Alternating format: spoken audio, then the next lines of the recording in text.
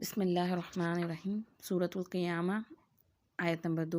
ولا اقسم بالنفس اللوامہ، اور نہیں میں قسم کھاتا ہوں ملامت کرنے والے نفس کی، یعنی پہلی قسم کھائی گئی قیامت کے دن کی اور دوسری قسم کھائی جا رہی ہے نفس لوامہ کی۔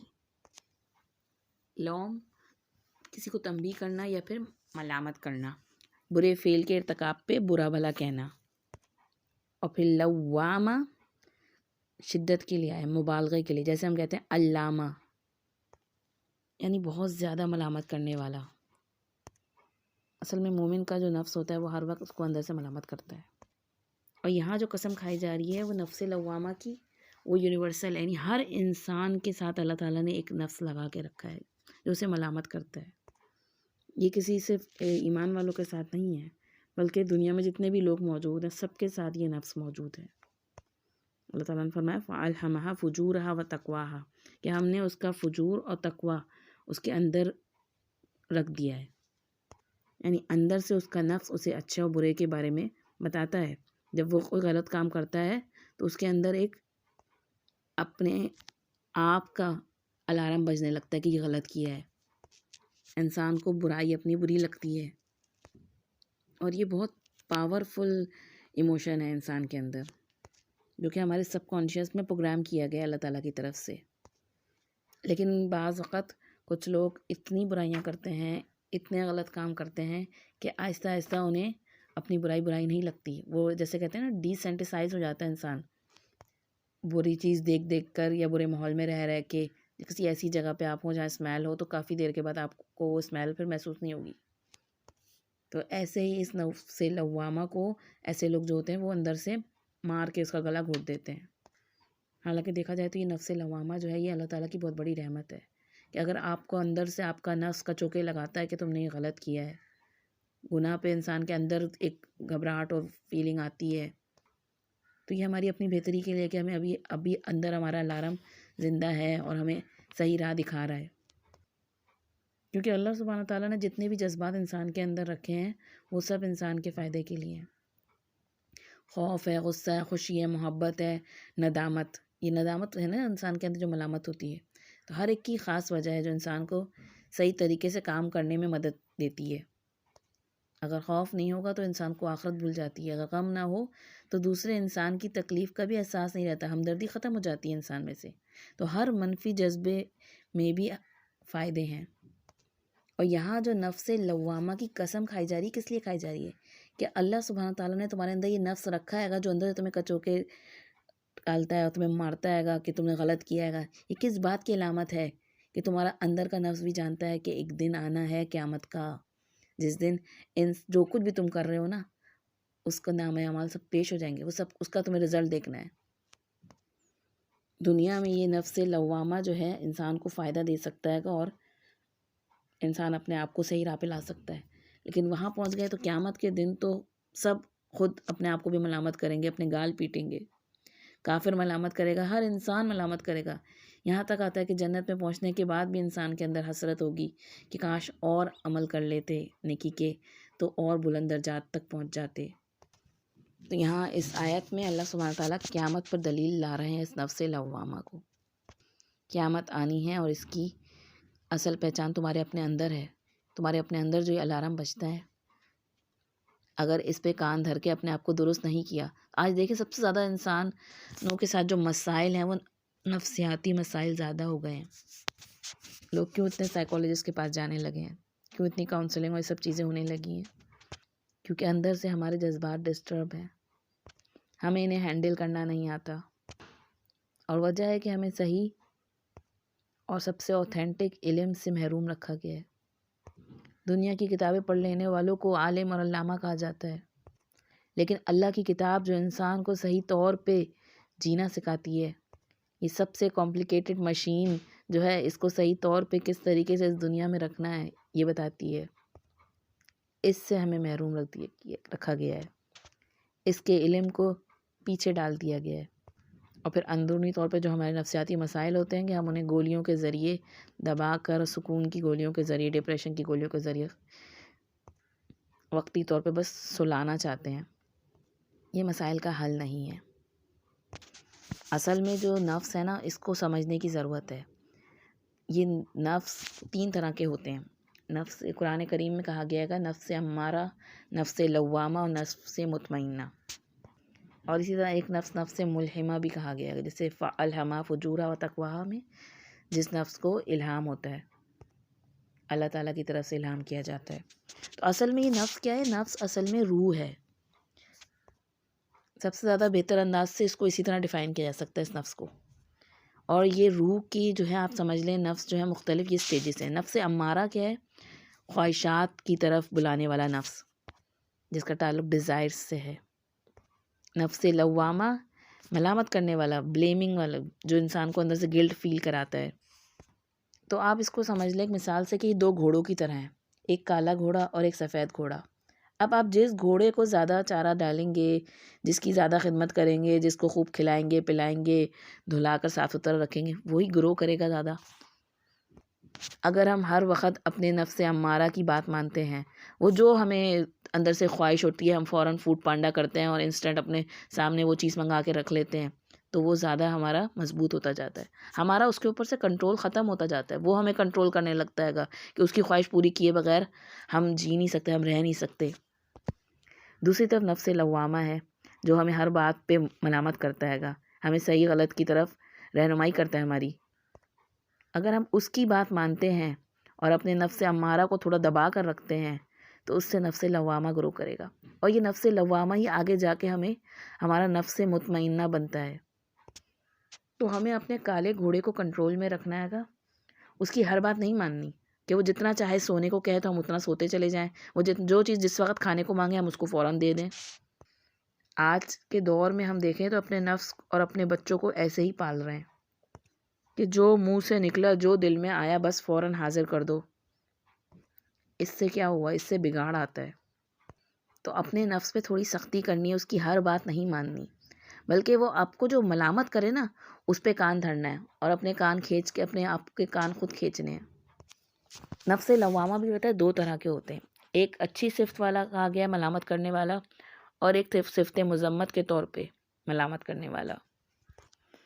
اب مذمت کے طور پہ جو ملامت کرتا ہے وہ انسان کو برے عمل پہ ملامت کرتا ہے گا. بعض اوقات انسان آزمائش پہ صبر نہیں کرتا تو اس پہ ملامت ہونا. بعض اوقات دوسروں کو ملامت کرنے کے بعد انسان کو ملامت ہونے لگتی ہے. بعض اوقات ہوتا ہے نا کوئی بچہ کو غلط کام کرتا ہے، ہم اس کو ڈانٹنے جاتے ہیں اور پھر اتنا زیادہ ہم شاؤٹ کر دیتے ہیں کہ ہمیں خود بعد میں ملامت ہوتی ہے، یہ میں نے کیا کیا، میں نے زیادہ ہی بول دیا. اور اچھی صفت میں ملامت کرنے والا کہ کوئی اچھا عمل چھوٹ جائے نا تو اس پہ بھی ملامت ہوتی ہے. نماز میں دیری ہو گئی یا نماز خدا نخواستہ قضا ہو گئی، یا آپ کو جو آپ کوئی نیک عمل کرتے ہیں تو اس پہ بھی راضی نہیں ہوتے کہ نہیں ابھی اچھا اور اس سے اچھا ہونا چاہیے تھا، میں اس سے اور اچھا کر سکتی تھی، یا اللہ مجھے اس سے اور اچھا کرنے کی توفیق عطا فرما. یہ نہیں کہ اپنے عمل پہ خوش ہو کے تکبر سے پھول کر بیٹھ جائے کہ میں نے تو یہ کر لیا، میں نے تو اتنی رکعتیں پڑھ لیں اور یہاں صدقے خیرات کر لیے، بلکہ وہ اندر سے ملامت کرتا رہتا ہے اس کا نفس اس کو نیکیوں کرنے کے باوجود. انہی ملامتوں پہ انسان جب کان دھرتا ہے اور اپنی اصلاح کرتا رہتا ہے تو آہستہ آہستہ اس کا نفس جو ہوتا ہے نفس مطمئنہ بننا شروع ہو جاتا ہے. آج ہم دیکھیں تو ہر طرف افراتفری ہے، کسی بھی نفس میں اطمینان نہیں ہے. ہم عبادتیں بھی کرتے ہیں، ہم وظیفے بھی کرتے ہیں، لیکن اس کے باوجود ہر ایک کو ٹینشن ہے کیا ہوگا آگے کا، حالات ایسے ہیں، ملک کے حالات ایسے ہیں، بچوں کا فیوچر کیا ہوگا. کہیں اطمینان نہیں، کیونکہ اصل میں نفس میں کہیں نہ کہیں کمی ہے، کوئی چیز تو مسنگ ہے. وہ کیا ہے؟ وہ اصل میں ہماری روح کا تعلق ہمارے رب سے اس طرح جڑا نہیں ہے جیسے ہونا چاہیے. دیکھیں اصل میں نفس کا تعلق ہمارے اندر سے ہے، ہمارے دل سے ہے، ہمارے مائنڈ سے ہے. سائیکالوجی میں دیکھا جائے تو جتنی بھی نفسیاتی بیماریاں ان کا تعلق آپ کے مائنڈ سے کرایا جاتا ہے. OCD ڈس آرڈر ہے، سب چیزیں مائنڈ سے جوڑ کے اور مائنڈ کو ہی دوا دی جاتی ہے، حالانکہ روٹ کاز کہاں ہے؟ دل تک ہے. اور دل جو ہے، دل اور دماغ آپ دونوں کو لے لیں تو اس نے کچھ نہ کچھ ہر وقت سوچنا ہے، اس کا کام ہے سوچنا. زیادہ سوچنے والوں کو کہتے ہیں نا OCD ہو جاتی ہے. تو دل کے اندر کچھ نہ کچھ تو چلنا ہے.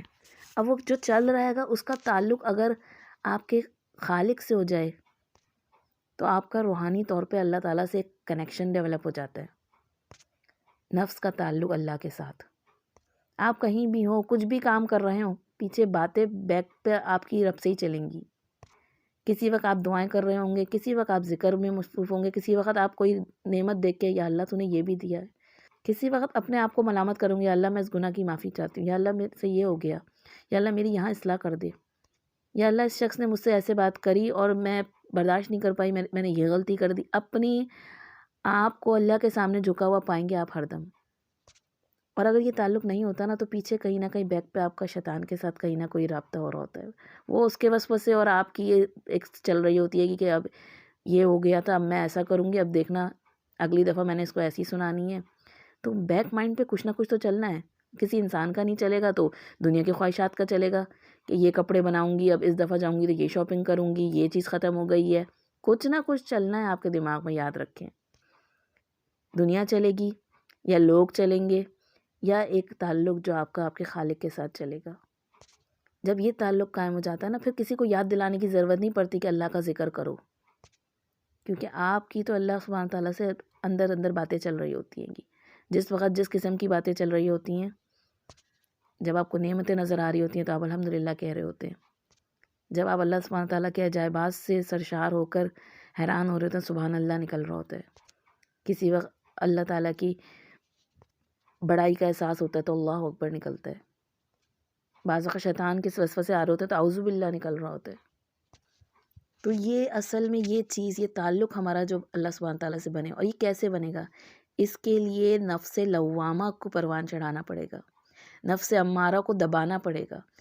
یہ دونوں نفس ہمارے ساتھ لگے ہوئے ہیں، ان میں سے جس کو ہم آگے بڑھائیں گے ہم اس راستے کی طرف نکل جائیں گے. اگر ہم نے نفس لوامہ کی ملامتوں پر کان دھرے اور اپنے کان، اپنی باغیں کھینچ کے رکھی اس نفس امارہ کی، تو انشاءاللہ اللہ تعالیٰ سے ہمارا ایک اندر کا قلبی تعلق قائم ہوتا جائے گا اور ہم نفس مطمئنہ کا سفر طے کرنا شروع کریں گے. کیونکہ مومن کا نفس ہر لمحے اسے ملامت کرتا ہے اور پھر مومن بار بار توبہ کرتا ہے، اس کی توبہ قبول ہوتی ہے تو راضیتم مردیہ بن جاتا ہے. جبکہ کافر و منافق کا نفس لوامہ جو ہوتا ہے گا وہ خود اس کو دبا دیتا ہے گا. تو اصل چیز کیا ہے کہ ہمارے دل کے اندر کیا چل رہا ہے، میرے دل میں کون بسا ہے، کس کی یاد نے مجھے جکڑا ہوا ہے. کہیں دنیا کی یادیں یا دنیا کی چیزوں کی خواہشات کی پیچھے تو نہیں ہوں میں، کیونکہ جتنی آپ خواہشات کے پیچھے جائیں گی اتنا آپ کا نفس امارہ مضبوط ہوگا. جتنی خواہشات پوری کریں گی اس سے زیادہ خواہشات مزید جنم لیں گی. یہ ایسا گھوڑا ہے جو باغی ہو جائے گا تو آپ کو کہیں کا نہیں چھوڑے گا. تو اس گھوڑے کو لگام دینا ہے. اگر ہم نے اس گھوڑے کو لگام نہیں دی تو یہ ہمیں لگام دے لے گا. ہر اس کی خواہش پوری نہیں کرنی، ہوتے ہوئے بھی آسانی بھی ہے تب بھی. جیسے بچوں کی تربیت کے حوالے سے کہا جاتا ہے نا کہ اگر بچہ آپ سے 10 چیزیں مانگے اور آپ 7 دے سکتے ہیں اس کو، یعنی آپ کی ہاتھ اختیار میں ہے کہ آپ اس کو 7 اس کی بات مان سکتے ہیں، تب بھی آپ صرف اس کی 5 باتیں مانیں اور 3 پہ منع کر دیں. ایک ڈسپلن کہتا کہ بچوں کو نہ سننے کی عادت ہو. آج ہمارے نفسوں کو نہ سننے کی عادت نہیں رہی کہ ہر بات ہماری پوری ہو جاتی ہے، ہمارے والدین ہر بات پوری کر دیتے ہیں. پھر بچے جب شادی ہوتے ہیں تو ایک دوسرے کے ساتھ پھر ایڈجسٹ نہیں کر پاتے، ایک دوسرے کی نہ نہیں سن سکتے.